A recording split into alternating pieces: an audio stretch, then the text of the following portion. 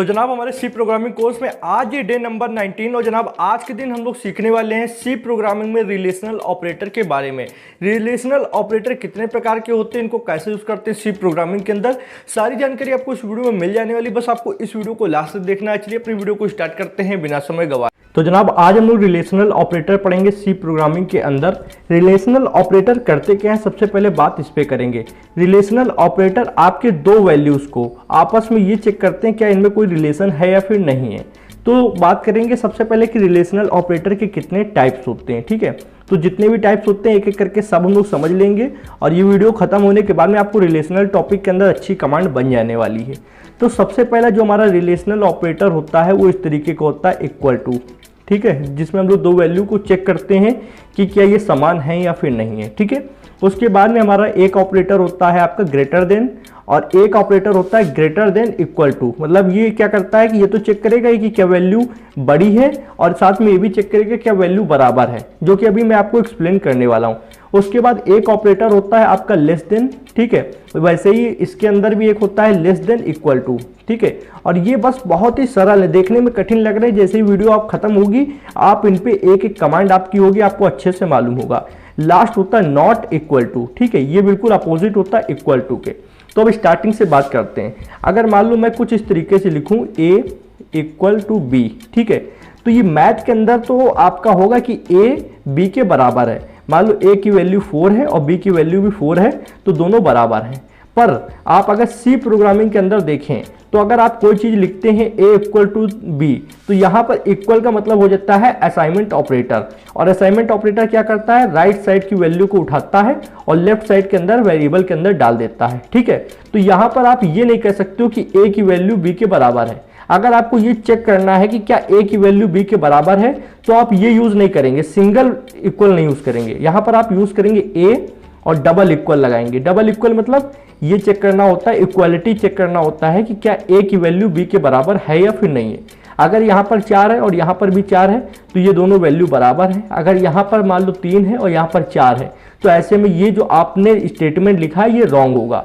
तो रॉन्ग में क्या होता है, फॉल्स आता है, और जब कोई स्टेटमेंट सही निकल जाती है तो ट्रू आता है। ठीक है, तो यहाँ पर सी प्रोग्रामिंग के अंदर ट्रू और फॉल्स नाम का कोई कीवर्ड नहीं होता है। जबकि आप अगर जावा की बात करें, सी प्लस प्लस की बात करें, तो अगर आपने कभी पढ़ा होगा तो वहाँ पे ट्रू और फॉल्स नाम के कीवर्ड होगा। मान लो 4 और 4 दोनों वैल्यू है तो बराबर है तो वहाँ पे ट्रू आएगा, और अगर इधर 3 है इधर 4 है तो ये वैल्यू मतलब ये स्टेटमेंट गलत है, तो ऐसे में फॉल्स आएगा। पर सी प्रोग्रामिंग के अंदर जनाब अगर कोई स्टेटमेंट सही निकलती है तो ट्रू की जगह लिख के आएगा 1, और अगर कोई स्टेटमेंट गलत निकलती है तो उसकी जगह लिख के आएगा 0। ठीक है, तो 0 का मतलब होता है फॉल्स और 1 का मतलब होता है ट्रू। तो अब आगे भी कुछ ऑपरेटर्स हैं, उन पे बात करने से पहले सबसे पहले आपने इतना समझ लिया है कि अगर कहीं पे भी एक इधर लिखा है और इधर बी लिखा है और बीच में अगर डबल इक्वल लगा है तो इसका मतलब ये हो रहा है कि हम लोग इनकी इक्वालिटी चेक कर रहे हैं, क्या ए बी के बराबर है या फिर नहीं है। और अगर कहीं सिंगल इक्वल लगा है तो इसका मतलब क्या हो रहा है कि बी की वैल्यू को ए में असाइन किया जा रहा है। मतलब बी के अंदर अगर 5 है तो 5 को उठाकर ए के अंदर डाल दिया जाएगा। ठीक है, तो यहाँ पर डबल इक्वल का मतलब है ए और बी की वैल्यू को चेक किया जा रहा है। चलिए इसको सी प्रोग्राम के अंदर चलते हैं, वहां पर हम लोग इसको चेक करते हैं कि क्या ये रियल में काम करता है या फिर नहीं करता है। तो कुछ नहीं, हम लोग अपने विजुअल स्टूडियो कोड को खोलेंगे और यहाँ पर हम लोगों को दूसरा फोल्डर खोलना होगा क्योंकि यहाँ पे पहले से फोल्डर खुला हुआ है, तो इसको मैं बंद कर देता हूँ। देन यहाँ पे सी प्रोग्राम जो हम लोग कर रहे हैं उस पर फोल्डर बनाया हुआ है, उसको खोल लेते हैं। जस्ट अ सेकेंड में हम लोग सारे ऑपरेटर को 1 बाय 1 करके पढ़ने वाले हैं। ठीक है, एक एक करके सारे ऑपरेटर्स को पढ़ेंगे। तो ओपन फोल्डर, डेस्कटॉप, डेस्कटॉप के अंदर सी कोर्स, सिलेक्ट फोल्डर। ओके, ठीक, इतना है। अब यहाँ पे हम लोग क्या करेंगे, सबसे पहले हम लोग सी वाली फाइल में चलते हैं। फाइल में चलने के बाद में हम लोग इसको हटा देते हैं। यहाँ पे वेरिएबल की जरूरत नहीं है, हम लोग डायरेक्ट वैल्यू को चेक कर सकते हैं।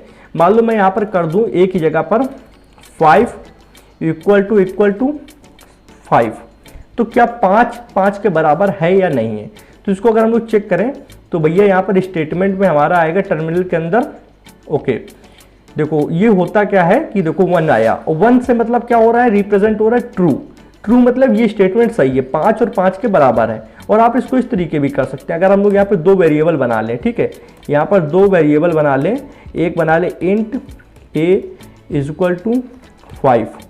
ठीक है, और दूसरा भी वेरिएबल का हम लोग इसी तरीके से एक वैल्यू दे दें, और लास्ट में सेमी कॉलन ऊपर नहीं लगेगा यार, सेमी कॉलन यहाँ लगेगा, ठीक है। सेमी कॉलन यहाँ लगा दिया और इसको हम लोग कर दे and b is equal to 5, मतलब a के अंदर भी 5 है और b के अंदर भी 5 है, ठीक है।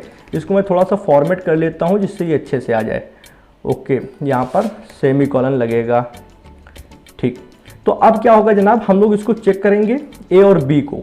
तो a और b की जैसे हम लोग यहाँ पे 5 लिखे हैं तो 5 हटाकर a लिख देते हैं और यहाँ पे राइट साइड में b कर देते हैं। तो जब तक हमारे पास a के अंदर 5 है और b के अंदर भी 5 है, तब तक आप ये जान सकते हो कि देखो ये स्टेटमेंट ट्रू निकलेगी ही। मैं इसको दोबारा से रन करता हूँ, दोबारा से देखो 1 आ चुका है। 1 आने का रीज़न ही यही है कि हमारी स्टेटमेंट सही है। पर अगर सोचो मैं b वाले के अंदर 6 कर दूँ, ठीक है, तो b के अंदर अगर मैं 6 डाल दूँ तो आप बताओ कि अब क्या 5 6 के बराबर है, मतलब a वाली वैल्यू b वाली वैल्यू के बराबर है? बिल्कुल नहीं है। तो ऐसे में क्या आएगा? 0। 0 मतलब फॉल्स, स्टेटमेंट रॉन्ग है, गलत है, ठीक है। तो हम लोग इसको मैनुअली भी कोड को रन कर सकते हैं टर्मिनल के अंदर। आपको कुछ नहीं, बस छोटी सी कमांड डालना है, पहले जीसीसी लिखना है, फिर अपने फाइल का नाम एंटर दबाना है और आपको उसके बाद ./a.exe लिखना है। अब 0 क्यों आया? 0 इसलिए आया क्योंकि अब ये स्टेटमेंट गलत है। 5 और 6 बराबर नहीं है, a की वैल्यू और b की वैल्यू बराबर नहीं है। तो यहाँ पर हम लोग ने ये वाला ऑपरेटर समझ लिया कि कहीं डबल इक्वल लगे हैं तो इसका मतलब ये क्लियर हो जाएगा कि 2 पॉइंट है, मतलब 2 वैल्यूज को हम लोग आपस में कंपेयर कर रहे हैं, चेक कर रहे हैं कि इनमें कोई रिलेशन है या फिर नहीं है। चलिए अब नेक्स्ट आते हैं। नेक्स्ट वैल्यू है हमारे पास, सॉरी वैल्यू नहीं, नेक्स्ट ऑपरेटर है हमारा ग्रेटर देन और ग्रेटर देन इक्वल टू। अब ग्रेटर देन इक्वल टू बिल्कुल सेम है ग्रेटर देन के। तो ग्रेटर देन आपने पहले भी मैथ में पढ़ा रखा होगा, कुछ कठिन नहीं है, थोड़ा सा ही है। ग्रेटर देन मतलब आपका ये है कि एक वैल्यू दी गई है a और एक वैल्यू दी गई है b, और हम लोग ये चेक कर रहे होते हैं क्या a और b, a की वैल्यू b से बड़ी है या फिर छोटी है। जैसे कि मान लो इस तरीके से लिखें a ग्रेटर देन b। तो अब हमारे पास अभी ये नहीं पता है कि a की वैल्यू क्या है, b की वैल्यू क्या है। मान लो मैं लिख दूं 2 ग्रेटर देन 3, क्या ये स्टेटमेंट सही है? नहीं, 2 3 से बड़ा नहीं होता है। तो ऐसे में कंपाइलर क्या रिजल्ट में देगा? 0, ठीक है। अगर मैं लिख दूं 3 ग्रेटर देन 2, क्या ये स्टेटमेंट सही है? बिल्कुल, 3 2 से बड़ा होता है। तो ऐसे में कंपाइलर क्या स्टेटमेंट देगा? 1। अगर मैं कुछ इस तरीके से लिखना चाहूँ कि मान लो 3 ग्रेटर देन 3, तो क्या ऐसे में क्या आएगा? क्या 3 3 से बड़ा है? नहीं, 3 3 के बराबर हो सकता है पर 3 3 से बड़ा नहीं है। तो ऐसे में क्या आएगा? ऐसे में हमारा आएगा 0, फॉल्स। तो जहां जहां 0 है वहां वहां फॉल्स होगा और जहां जहां 1 है वहां वहां ट्रू होगा। आपको ये मान के चलना है, मान के क्या चलना, होता ही है। ऐसा इसलिए है क्योंकि फॉल्स और ट्रू नाम के कीवर्ड सी के अंदर नहीं है, बाकी अदर जावा के अंदर सी प्लस प्लस के अंदर दिए गए हैं। अब बात कर लेते हैं ये वाला ग्रेटर देन इक्वल टू। इसका क्या मतलब है? मान लो मैं लिख दूं यहाँ पे 5, ठीक, फिर मैं लिख दूं ग्रेटर देन, या फिर ग्रेटर देन को मैं रेड कलर से लिखता हूं जिससे आपको समझ में आएगा, ग्रेटर देन इक्वल टू, ये आप स्पेस नहीं लेंगे, एक साथ लिखेंगे, और फिर मैं यहाँ पे लिख दूं 5। तो अब ये हमको बताओ क्या 5 5 से बड़ा है, हाँ या ना? तो कहोगे भैया 5 5 के बड़ा नहीं है, तो ये पहले चेक करेगा क्या ये बड़ा है, तो इसमें निकलेगा नहीं। फिर दोबारा ये इक्वल लगा तो ये चेक करेगा क्या 5 5 के बराबर है, तो ये आएगा। तो ये क्या करता है, ग्रेटर देन इक्वल टू, ये 2 चीज एक साथ चेक कर लेता है। ये एक पहला तो ये चेक करेगा क्या ये बड़ी है वैल्यू, तो उसको दिखेगा कि बड़ी तो नहीं है। फिर वो ये चेक कर लेगा क्या बराबर है, हाँ तो बराबर है। तो ऐसे में जब आपको कंपेयर करना हो और आपको ये भी लग रहा हो कि हो सकता है वैल्यू बराबर हो, ठीक है, बड़ी भी हो सकती है और बराबर भी हो सकती है, जब ऐसा संशय हो तब हम लोग ग्रेटर देन इक्वल टू मतलब ये वाला ऑपरेटर यूज करते हैं, ठीक है। कौन सा? ये वाला, ओके। तो अब ऐसे में क्या आएगा? ऐसे में आएगा हमारा 1, ठीक है। 1 क्यों आया? 1 इस वजह से आया क्योंकि 5 5 के बड़ा नहीं है पर 5 5 से बराबर है। तो अगर एक भी स्टेटमेंट ट्रू निकल गई, या तो बड़ा निकल जाए या तो बराबर निकल जाए, तो यहाँ पे 1 आ जाएगा। चलिए इस चीज को करके देख लेते हैं, हम लोग प्रैक्टिकल करते चलेंगे तो आपको पता चलेगा कि कैसे चीजें काम कर रही हैं, ठीक है। तो कुछ भी कठिन नहीं है, हम लोग आ जाते हैं यहाँ पर, इस फाइल को क्लोज कर देंगे, डोंट सेव, ओके। तो यहाँ पे आगे, अब यहाँ पे करना क्या, सबसे पहले आप इतना ध्यान दो कि यहाँ पे 5 लिखा है, यहाँ पे 6 लिखा है। तो सबसे पहले हम लोग ये चेक करते हैं क्या 5 6 से बड़ा है या फिर नहीं। तो यहाँ पे हम लोग लगा देंगे ग्रेटर देन। तो भैया 5 है a वाली वैल्यू और b है 6, तो 5 b से नहीं बड़ा है, मतलब 5 6 से नहीं बड़ा है। तो जाहिर सी बात है अगर हम लोग यहाँ पे कमांड रन करेंगे, यहाँ पर हम लोग कमांड रन करेंगे तो वो दिखा देगा 0। देखो 0 इसीलिए दिखाया है क्योंकि ये स्टेटमेंट देखो बिल्कुल इस तरीके से कि 5 क्या 6 से बड़ा है, नहीं। अब मैं इसको कर दूं यहाँ पर 5 को 6 कर दूं, नीचे 5 कर दूं, ठीक है। अब देखना अब क्या है, क्या ए बी से बड़ा है, तो देख लेते हैं ए बी से बड़ा है या नहीं। अब क्या आएगा, अब 1 आएगा, क्यों, क्योंकि अब ए वाली वैल्यू आपकी 6 है। अब क्या है, अब ए जो है वो 6 है और बी 5 है, तो ए ग्रेटर देन बी है। अब क्या है, अब ए ग्रेटर देन बी है। तो चलिए यहाँ पर हम लोग इसको रन करते हैं, रन करने पे क्या आंसर आता है 1। ओके, अब क्या करते हैं, आपने ग्रेटर देन समझा और देखो अब यहाँ पे ग्रेटर देन इक्वल टू समझते हैं, तो यहाँ पर इक्वल और लगा देंगे। कौन सा समझ रहे हैं, ये वाला समझ रहे हैं, ठीक है, ये वाला आप समझ रहे हैं। तो आते हैं विजुअल स्टूडियो कोड पे और स्पेस नहीं लेना है, बस आपको यहाँ पे इक्वल लगा देना है, ठीक है, ग्रेटर देन इक्वल, ये पूरा एक आपका ऑपरेटर है। तो अब ये चेक करेगा, यहाँ पर 5 लिख देते हैं। अब पहले ये चेक करेगा क्या ए बी के बड़ा है, ए बी से बड़ा है, तो इसको मिलेगा नहीं, ए बी से बड़ा नहीं है क्योंकि दोनों में 5 दिए हुए हैं। फिर ये चेक करेगा क्या ए बी के बराबर है, तो यहाँ पे बराबर वाली कंडीशन सही निकलेगी, ऐसे में आपको आंसर 1 ही मिलेगा। चलिए इसको रन करते हैं फटाक से। ओके, 1 आ गया, ठीक। तो दोस्तों इससे हम लोग को क्या पता चलता है कि हम लोग इससे चेक कर सकते हैं क्या कोई वैल्यू बड़ी है, और इससे दोनों चीज चेक कर सकते हैं कि क्या कोई वैल्यू बड़ी है या फिर बराबर है। ओके, तो इस तरीके से कंपाइलर बहुत सरल है, पर जब आप इनको इफ एल्स के साथ यूज करेंगे, ठीक है, जब इफ एल्स के साथ डबल रूप से यूज करेंगे तब ज्यादा मजा आता है। अभी आपको देखने में आसान लगता है, पर जब हम लोग इसको काफी तरीकों से यूज करते हैं तब थोड़ा सा कठिन होता है। अब आते हैं, आपका जिस तरीके ग्रेटर देन होता है उस तरीके लेस देन होता है, ठीक है। तो अगर ये साइन है, ये आपका लेस देन का है, ठीक है। तो अगर हम लोग लिख दे ए और बी, तो अभी हमको ए की वैल्यू नहीं पता है, बी की वैल्यू नहीं पता है, ठीक है। और ये हमारा कौन सा साइन है, लेस देन। ओके, अब क्या करेंगे, सबसे पहले अगर मान लो हम लोग ए को दे दें 4 और यहाँ लेस देन 5 कर दें, तो क्या ये स्टेटमेंट सही है, बिल्कुल। 4 जो है वो 5 से छोटा है, तो आपका 1 आएगा, 1 मतलब ट्रू, ठीक है। अब क्या है, अब यहाँ पे जनाब अगर खुदा ना खास्ता मैं यहाँ पे कर दूं 6 और यहाँ पे कर दूं 3, तो क्या 6 3 से यहाँ पे छोटा है, बिल्कुल नहीं छोटा है क्योंकि 6 बड़ा है, तो यहाँ पे 0 आएगा, मतलब फॉल्स। ओके, अब उसके बाद में मान लो मैं एक कंडीशन ये भी कर सकता हूँ, एक कंडीशन क्या कर सकता हूँ, मैं 6 और 6 इस तरीके लिख दूँ, तो क्या 6 से छोटा है, नहीं, ऐसे में सिचुएशन में फॉल्स ही आना है, ठीक है। अब ये 3 तरीके ये हो गए, एक ये वाला बचा है, इसको तो आप समझ चुके हैं, लेस देन। अब एक ये है लेस देन इक्वल टू, जैसे ये ग्रेटर देन इक्वल टू था, इस तरीके ये लेस देन इक्वल टू है। ये भी क्या करता है, ये आपका पहले चेक करेगा क्या कोई चीज छोटी है, मान लो मैं लिख दूं 6 लेस देन इक्वल टू और इधर लिख दें 6, तो पहले ये लेस देन चेक करेगा क्या 6 से छोटा है, तो इसको मिलेगा नहीं, 6 से छोटा नहीं है। फिर इसको ये मिलेगा कि हाँ 6 इसके बराबर जरूर है, ठीक है। तो ये इक्वल भी चेक कर लेता है, लेस देन भी चेक कर लेता है, तो ऐसे में 1 आएगा, मतलब ट्रू कंडीशन हो जाएगी। ओके, तो ये क्लियर है। अब हम लोग इसको विजुअल स्टूडियो कोड पे चलते हैं। विजुअल स्टूडियो कोड पे चलने के बाद इसको लाइव करके देखते हैं, हमारा दिमाग खुलेगा जिससे।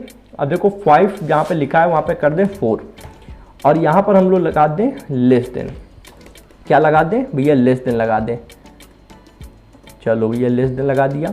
अब क्या 4 5 से छोटा है, हाँ छोटा है, तो ऐसे सिचुएशन में क्या आना चाहिए, 1 आना चाहिए। तो हम लोग चलिए यहाँ पे करते हैं चेक इसको, तो 1 आ गया, ठीक।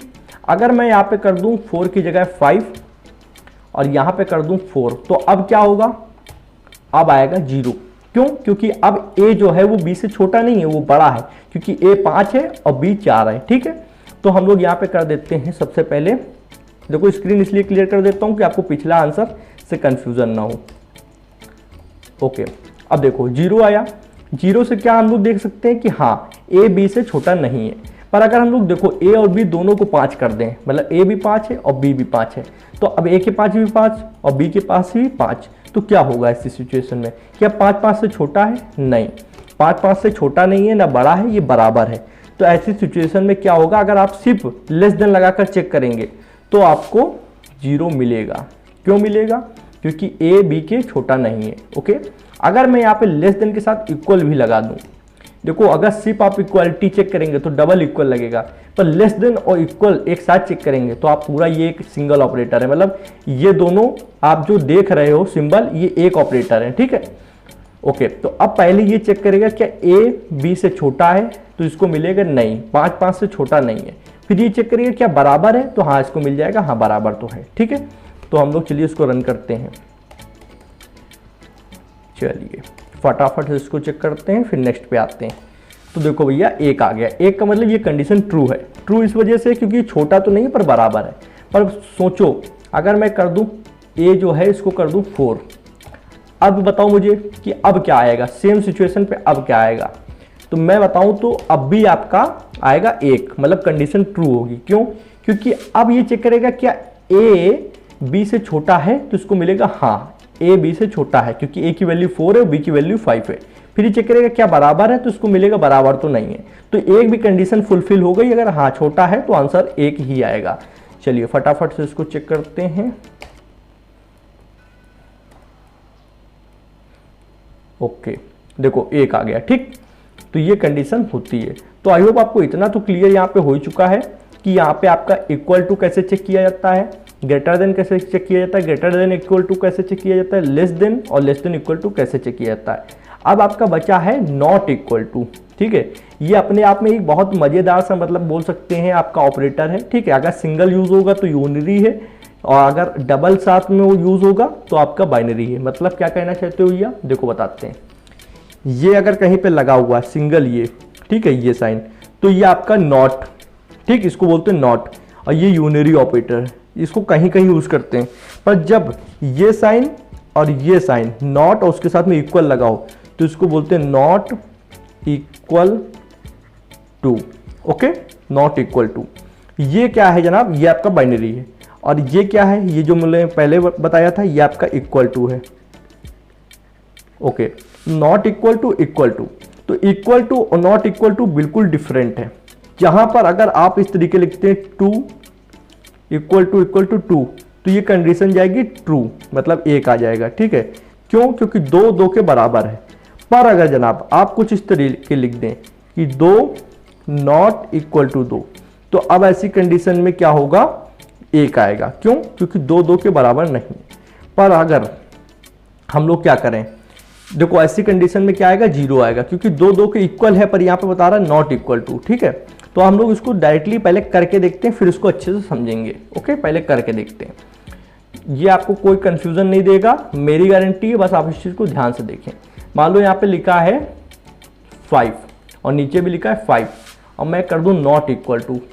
ठीक है, मैं कर दूँ नॉट इक्वल टू। ओके, अब देखो इसका आंसर क्या आना चाहिए। आप थोड़ा सा दिमाग लगाओ, थोड़ा सा ही दिमाग लगाने पे आपको क्लियर हो जाएगा कि इसका आंसर क्या आ सकता है, क्योंकि इसके शब्द से पता चल रहा है 0। क्यों 0? इस वजह से आएगा क्योंकि 5 जो है वो 5 के बराबर है, और यहाँ पर क्या कह रहा है, नॉट इक्वल टू। तो ये स्टेटमेंट क्या सही हुई? नहीं। उसी तरीके से यहाँ पर देखो, यहाँ पर 0 आएगा इस वजह से क्योंकि 2 2 के बराबर है, पर यहाँ पर लगा है नॉट इक्वल टू, तो ये स्टेटमेंट रॉन्ग हुई। क्या ये 2 2 के बराबर नहीं है? इस वजह से जब आप ये ऑपरेटर किसी चीज़ पे लगा देते हो तो वहाँ पे फॉल्स आएगा।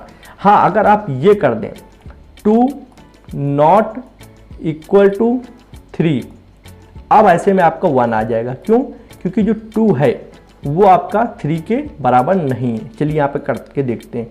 अगर मैं पहली वैल्यू को कर दूं 2 और दूसरी वैल्यू को कर दूं 3, तो अब अगर सोचो 2 और 3 का कंपैरिजन कराया जाए तो क्या 2 3 के बराबर है? नहीं। तो ऐसे में नॉट इक्वल टू अगर आपने ऑपरेटर लगाया है कहीं पे तो बिल्कुल बिल्कुल आपका ट्रू आएगा। ठीक है, मैं आपको करके दिखाता हूँ। ये देखो 1 आ गया नीचे। तो इससे कि ये जाहिर होता है कि जब ये साइन कहीं पे लगा होता है तो ये बिल्कुल अपोजिट होता है। अब आपने प्रैक्टिकल समझ लिया, इसको थोड़ा सा यहाँ पे समझा देता हूँ जिससे आपके दिमाग में बस जाए, क्योंकि अभी तो आप समझ गए होगे, मुझे पता है आपको लग रहा होगा सरल है, पर थोड़ा सा एक बार और क्लियर कर दूँ जिससे लाइफ टाइम तक आपको दिमाग में बस जाए। ठीक है, देखो ये साइन का मतलब क्या होता है, मैं सबसे पहले यहाँ पे साइन बनाता हूँ। अगर ये साइन कहीं बना है तो सी प्रोग्रामिंग के अंदर इसका मतलब होता है नॉट, और इसके साथ इक्वल लग गया। तो अब ये कहना चाह रहा है कि नॉट इक्वल टू। ठीक है, इसको कहते हैं नॉट इक्वल टू।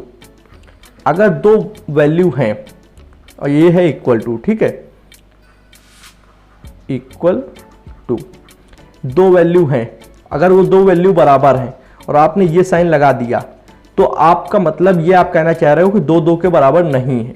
तो ऐसे में क्या है, स्टेटमेंट आएगा 0, मतलब फॉल्स, आप गलत हो। ठीक है, अगर यहाँ पर लिखा है 2, इधर आपने लिखा है 3 और ऐसे में आपने लगा दिया नॉट इक्वल टू, तो आप कहना चाह रहे हो 2 3 के बराबर नहीं है।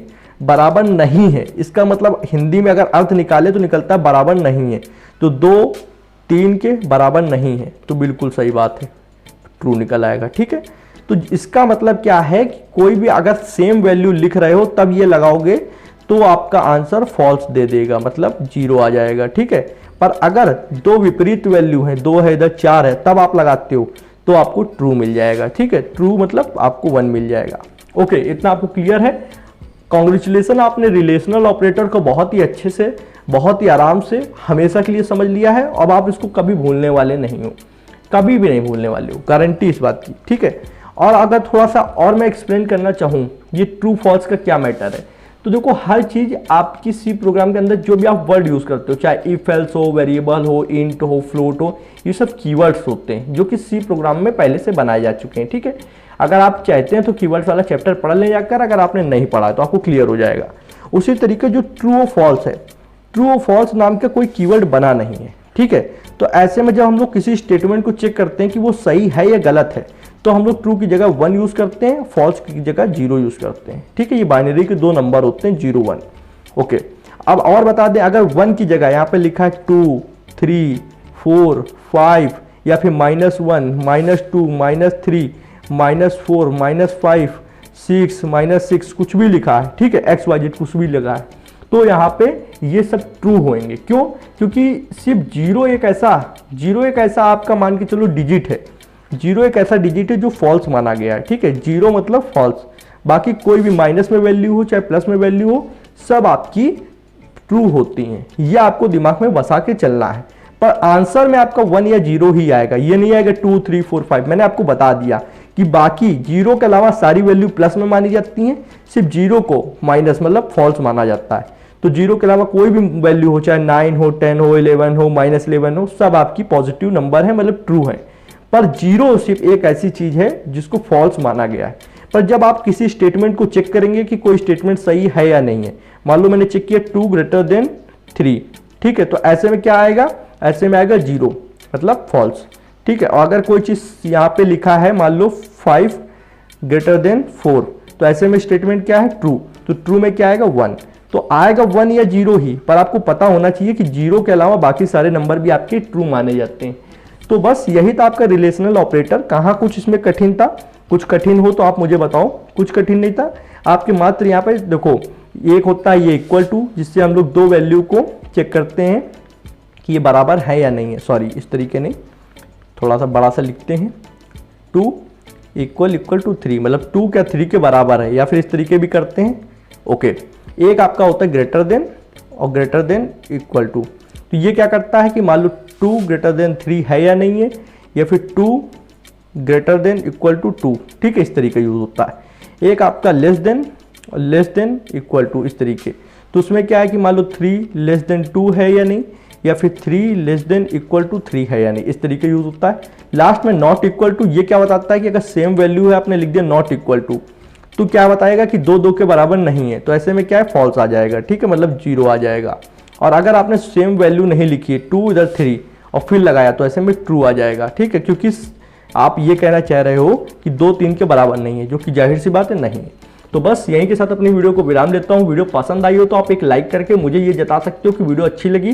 कमेंट में कोई अपना वैल्यूएबल फीडबैक देना चाहते हो तो प्लीज़ देने में कोई भी सोचे ना, कुछ भी लिख दें, पर लिख दें, अच्छा बुरा कुछ भी लिखें।